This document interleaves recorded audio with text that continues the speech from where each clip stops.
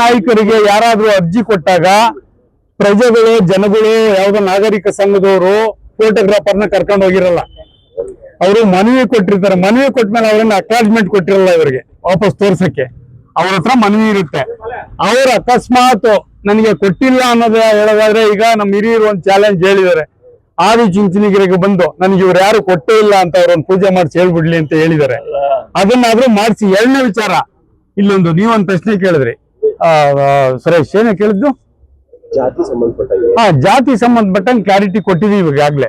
So Keshava ರೆಡ್ಡಿನೇ ಬೇರೆ, ಈ ವೇಮನ ಜನಸಂಘನೇ ಬೇರೆ. ವಿಶ್ವನಾಥ್ ಅವರು ಘೋಷಿಸ್ಕೊಂಡಿದ್ದಾರೆ ನಮ್ಗೆ, ನನ್ಗೂ ಹೇಳಿದ್ದಾರೆ ನಮ್ಮ ತಂದೆ ರೆಡ್ಡಿ ಒಕ್ಕಲಿಗರು ಅಂತ ಕೊಟ್ಟಿದ್ದಾರೆ ನಮ್ಮನ್ನ. ಅವರು ರೆಡ್ಡಿಗರೇ ಇರ್ಬೋದು, ಬಟ್ ನಾವೆಲ್ಲರೂ ಮುನಿಯಪ್ಪರು ಬಂದಿರಲ್ಲ. ಸನ್ಮಾನ್ಯ ಮುನಿಯಪ್ಪನೇ ಬಂದವ್ರು. ಈಗ ನೋಡ್ರಿ,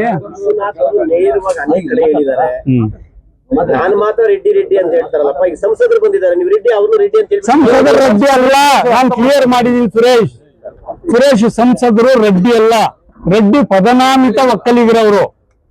ನಾನು ಎಕ್ಸಾಂಪಲ್ಸ್ ಕೊಟ್ಟಿದ್ದೀನಿ. ಚೌಡ್ ರೆಡ್ಡಿ ಅವ್ರು ಗೊತ್ತಲ್ಲ, ಮಿನಿಸ್ಟರ್ ಆಗಿದ್ರು. ಸುಧಾಕರ್ ಅವ್ರ ತಂದೆ ಕೃಷ್ಣ ರೆಡ್ಡಿ ಗೊತ್ತಲ್ಲ, ಅವರು ವೇಮನ ರೆಡ್ಡಿ ಅಲ್ಲ, ಒಕ್ಕಲಿಗ ಪದನಾಮ ಅವ್ರಿಗಷ್ಟೇ. ಹೆಸರಿನಲ್ಲಿ ಅವ್ರು ರೆಡ್ಡಿ ಇದೆ ಅಷ್ಟೇ, ಅವರು ಒಕ್ಕಲಿಗರು. ಅಶೋಕ್ ಸರ್ಗೆ ಒಂದೇ ಒಂದು ಪ್ರಶ್ನೆ ಸರ್. ಈಗ ಸದಾನಂದ ಗೌಡ್ರಿಗೆ ಮಾತ್ರ ಗೌಡ್ರಲ್ಲ ಅಂತ ಹೇಳಿದ್ರೆ ನಿಮ್ಗೆ ನೋವಾಯ್ತು. ಕುಮಾರಸ್ವಾಮಿ ಗೌಡ್ರಲ್ವಾ? ಕುಮಾರಸ್ವಾಮಿ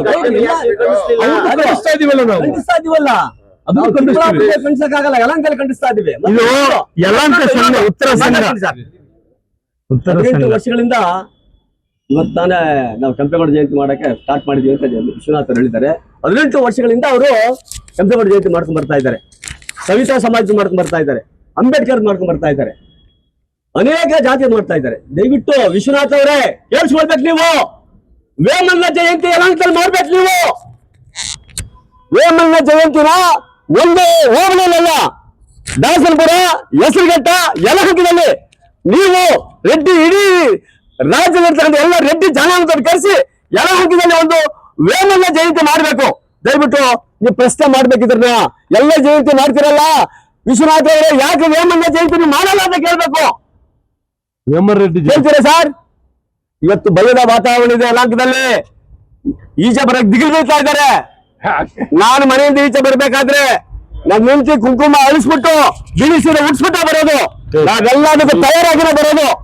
ವಿಶ್ವನಾಥರು ಇದನ್ನ ಚೆನ್ನಾಗಿ ಯೋಚನೆ ಮಾಡಿ ಅರ್ಥ ಮಾಡ್ಕೊಳ್ಳಿ. ನೀವು ಯಾರು ಬೆದರ್ಸಕ್ ಹೋಗ್ಬೇಡ್ರಿ. ಇಲ್ಲಿ ಯಾರು ಬೆದರಲ್ಲ, ಜಗ್ಗಲ್ಲ. ನಾವು ಇಡೀ 28 ಎಲೆಕ್ಷನ್ ವರೆಗೂ ನಾವು ಕಾಯ್ತಾನೆ ಇದ್ದೀವಿ. We are ready. ಯಾವತ್ತು ಕಬ್ಬಳ ಕಾಯ್ತದ ಅವತ್ತು ನಾವು ಹೊಡಿತೀವಿ.